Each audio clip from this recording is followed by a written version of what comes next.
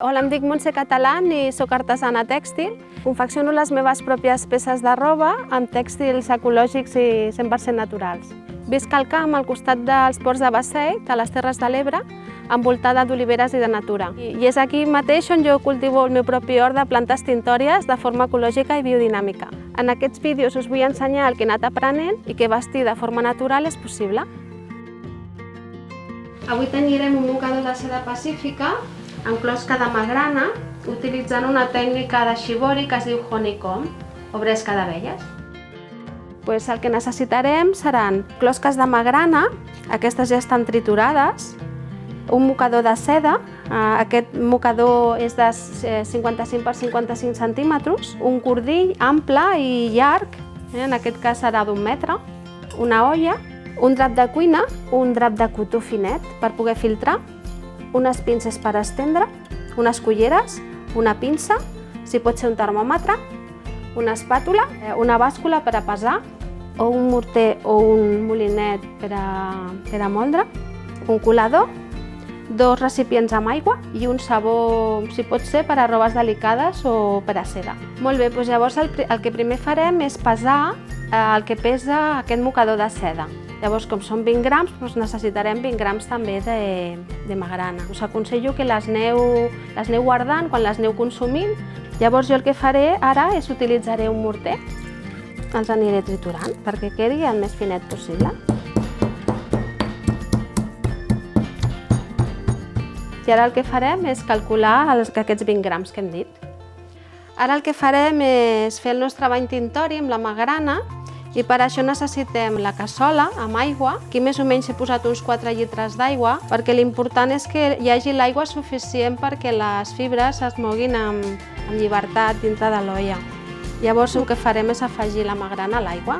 Posarem l'olla a escalfar i més o menys el que hem de mantenir-la és a uns 80 graus. Si tenim un termòmetre podem utilitzar-lo i si no simplement veiem que no bull. I així ens el mantindrem durant 45 minuts o una hora. Mentre tenim el bany tintori escalfant-se, el que farem és preparar el mocador de seda. Llavors el que necessitem és un recipient amb aigua i llavors prèviament el mocador de seda el remullarem amb aigua. El que farem és escórrer-lo una miqueta perquè els interessa que estigui mullat però no massa, només un punt d'humitat.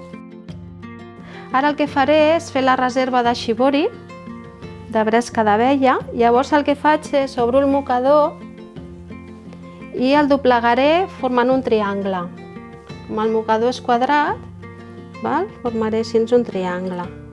Agafaré el cordill i per al cantó més llarg del triangle posaré el fil. Com veieu, el fil sempre ha de ser més llarg que la llargada del triangle.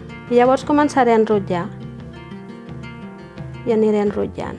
Així, fins que arribo a la punteta. I ara el que faré és apretar el teixit cap al centre per un costat i per l'altre, tot el que pugui. I un cop el tinc així, faré un nus. I ja tenim la reserva de shibori feta. Llavors ja tenim el bany tintori refredat. I llavors el que hem de fer és acabar de colar-ho. Ens ajudarem amb un colador i un drapet de cotó. Aquest és un popeli. Les pinces ens ajudaran a que s'aguanti el drapet.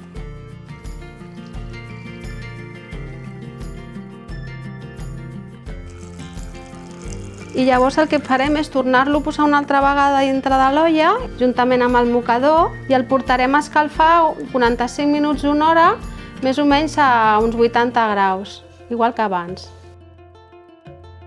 Llavors, un cop el bany s'ha refredat, és quan traiem el nostre mocador i l'esbandim aquí a l'aigua freda. El seco una miqueta amb un drap. Ara el que faré és desfer la lligassa i fem tots els passos que hem fet abans, però enrere. Primer estiro i ara desenrotllo. I veieu, van sortint tot el dibuix que hem anat creant. Posaré una miqueta de sabó aquí a l'aigua. És un sabó especial per a seda, però vosaltres podeu utilitzar qualsevol sabó que tingueu de roba delicada. Llavors el rentem així una miqueta per treure tot l'excedent que pugui haver quedat de tint. Un cop ho tenim, el que fem és esbandir-lo amb aigua. I ara l'assecarem una miqueta ajudant-nos d'un drap. I ara l'últim pas serà estendre per assecar-lo. Llavors, una de les coses que podeu fer és, per exemple, utilitzar proporcions diferents de magrana. Per exemple, en lloc d'utilitzar el 100%, que proveu, per exemple, què passa si ho feu al 200% o si ho feu al 50%. Espero que us hagi agradat aquesta tècnica.